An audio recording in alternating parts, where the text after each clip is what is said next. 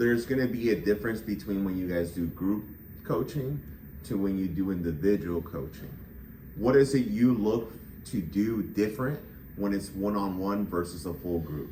Ooh, great question. You want to take that one and then I piggyback? Or? Yeah, for me, one-on-one is probably the only effective way to have coaching. Reason being is everyone's got a unique journey through this. Everyone's got their own niche, their own language, their own personality, their own viewpoint on what success and their definition of what that is for them. Yeah. Being that what it is, it has to be a very personable experience for that agent.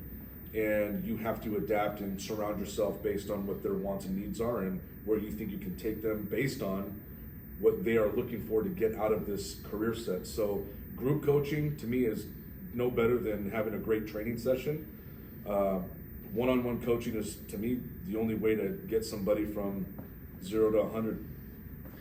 I'm going to have a very similar answer because at the end of the day, the only way you're going to truly move the needle is with one-on-one. I always literally start from zero. Tell me about you. I want to hear your journey. Yeah. Why did you get into real estate? What are the goals that you have? Yeah. How can I get you to where you want to be? Because I always tell our clients, do you need me in order to be a good agent? No. But with me on your corner, you'll get there a lot faster because I've already been through the drama, the anguish. I've already lost deals and I know how you feel. Yeah. What is it that you want to accomplish? If you want to scale Mount Everest, and I've done it 10 times, I'm going to condition you, but I'm going to also tell you, you got to be willing to pay the price. You got to be willing to sacrifice and put in the work. I'm going to show you how to do it, and we're going to do it together. But ultimately, you're hiking. I can't hike for you. I'll tell you this is why I'm so passionate about, I'm not a hater, I guess I am a hater, whatever, I don't give a fuck. These downline companies. I already know where you're going I with feel that. like a lot of them feel like they succeed because they've got agents helping agents. How often or how common is it where you have someone who's knocking out 100, 200 actually raising their hand saying, I want to personally help you and my entire downline? It doesn't happen. No. They don't have time. And this is why it's good to have a trio. You have 3 different mindsets, 3 different Perspectives. coaches, 3 different perspectives. Great insight. I personally do like group coaching. And the reason why is because sometimes at the moment that we're getting the coaching or we have there, I can't remember the question that I had. And sometimes the person next to me will ask the question that I couldn't think of in the moment. And I'm like, oh. Or you realize. I have that aha moment, like, oh, they're right. Like, that's what we can do. So then I get to hear that different perspective. Or you realize that the person sitting next to you has the same concerns, the same self-doubt, the limited beliefs, and then you realize, I'm not alone. shit, I'm not alone. I now have a group, a support group.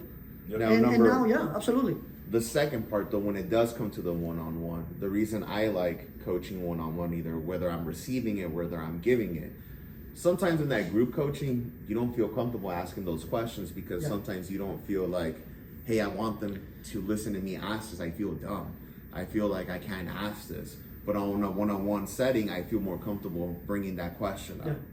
And then number 2, when it comes to the one-on-one, I want the coach to ask me what I want, what I'm looking for, because what I want might not be the same thing Ulises wants. Correct. Maybe I'm trying to just hit 35 and he's trying to hit 100 deals.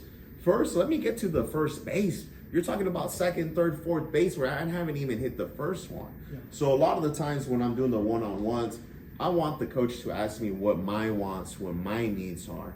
And this is the reason why we have that. And then last, this is what I'll end up this question with is, there's always going to be different personalities. Absolutely. So there might be somebody that comes into our brokerage, sits down with Chris and says, hey, Chris's flavor is not my flavor. That's not what I feel okay with. And it's Then okay. they might sit down with Ulises and say, hey, you know what? This is the guy. That's exactly what Or maybe there might be, hey, you know what? I want to work with Carlos. I'm into what he has to say. But what we want to make sure we do is we cater to everyone. And that's where I think is where we are really driving, is making sure we can cater to everybody who comes into this office and give them the opportunity to then pick. Who do I want to work with? Or, hey, I want to work with all 3. That way they get to hear every single flavor. Agents are going to gravitate towards 3 different personalities, but the beauty about it is that we've been there before, and they don't have to reinvent the wheel. They don't have to do it Yeah. on their own. You don't have the blind leading the blind, which is No. what I see in the other.